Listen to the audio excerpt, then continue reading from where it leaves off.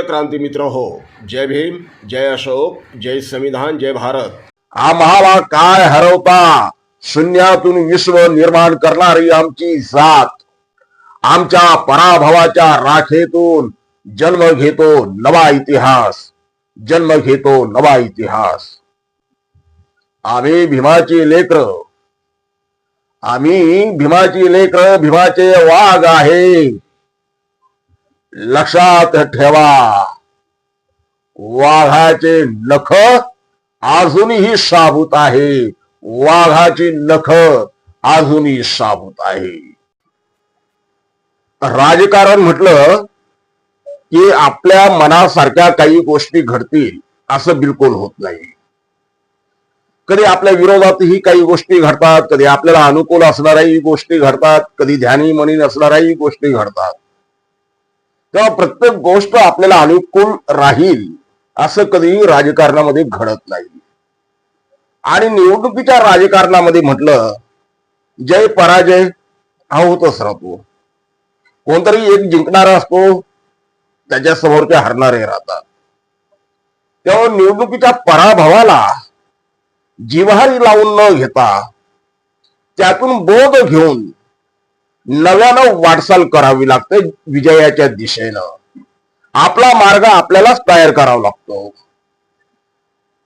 तेव्हा मित्रांनो, महानगरपालिकाच्या निवडणुकांमध्ये ज्यांना विजय प्राप्त झाला ते खुश, आणि ज्यांच्या पदरी पराभव आला ते नाउमेद झालेले दिसत आहेत.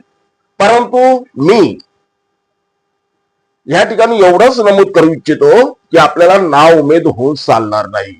विशेष करून रिपब्लिकन सेना, सरसेनानी, संविधान रक्षक आनंदराज आंबेडकर साहेबांच्या नेतृत्वाखालील रिपब्लिकन सेना ही महानगरपालिकांच्या निवडणुकांमध्ये उतरली होती. महाराष्ट्राचे उपमुख्यमंत्री आणि शिवसेनेचे मुख्य नेते एकनाथराव शिंदे यांच्या शिवसेनेबरोबर आपल्या रिपब्लिकन सेनेची युती झाली, निवडणूक पूर्व युती झाली.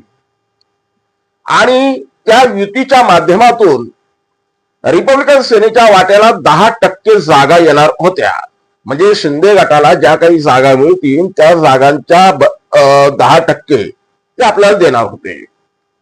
परंतु मी अगोदर म्हटल्याप्रमाणे राजकारणात प्रत्येक गोष्ट आपल्या मनासारखी घडत नाही.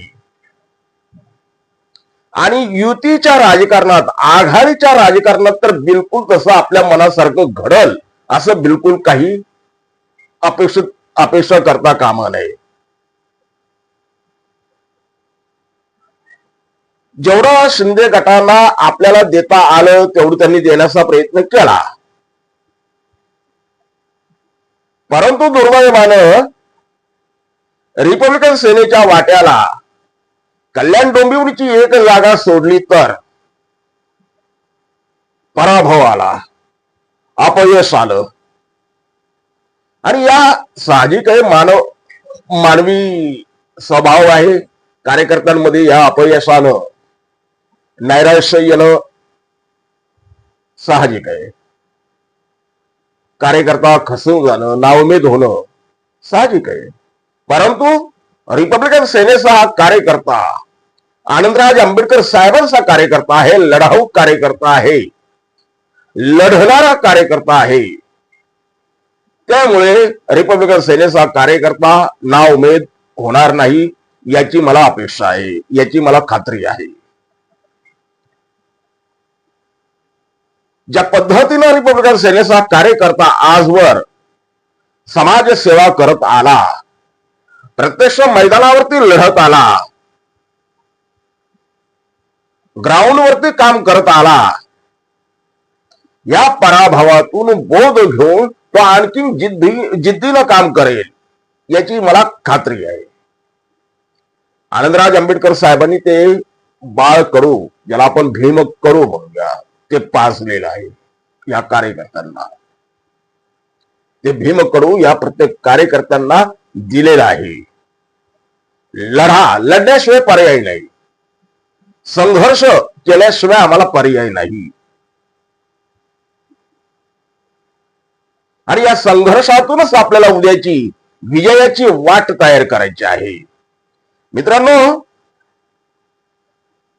मी या ठिकाणी एक उदाहरण देईन, फार लांबचं उदाहरण देणार नाही. रिपब्लिकन सेनेचे विदर्भ प्रदेशाध्यक्ष प्रफुल्ल भाऊ शेंडे आहेत. त्यांच्या जीवनातलं मी एक उदाहरण तुम्हाला देईन. कारण प्रफुल्ल भाऊ शेंडे यांना रिपब्लिकन सेनेच्या वर्तुळामध्ये सगळेच कार्यकर्ते ओळखतात, महाराष्ट्र त्यांना ओळखतो. किंबहुना आनंदराज आंबेडकर साहेबांचा विशेष प्रेम त्यांना मिळालेला आहे. त्या प्रफुल्ल भाऊ शेंडे यांचं उदाहरण मी आपल्याला देईन. प्रफुल्ल भाऊ शेंडे काही वर्षांआधी ज्या क्षेत्रामध्ये पाऊल टाकायचे तिथे त्यांना अपयशाचा सामना करावा लागत होता.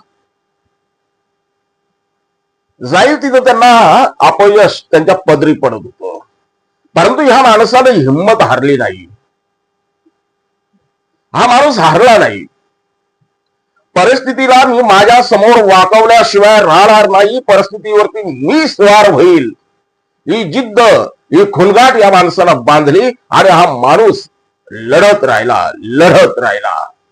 त्यासाठी ह्या माणसाने प्रफुल्ल भाऊ शेंडे यांनी 6 वर्ष आपल्या कुटुंबियांपासून दूर राहिले.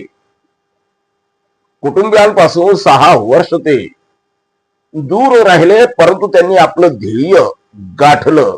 आणि आज त्यांनी तो लढा त्यावेळेला केला. नाउमेद झाले नाही. त्यांना आलेल्या अपयशामुळे ते खचले नाही, उलट ते ताकदीनं उभे राहिले. आणि त्यामुळे आज प्रफुल्ल भाऊ शेंडे ज्या क्षेत्रात आहे तिथे आज ते सर्वोच्च स्थानी आहे. आणि प्रत्येक जिल्ह्यामध्ये ते उद्योजक घडवत आहे. आपला कार्यकर्ता सक्षम करत आहे. आर्थिक दृष्ट्या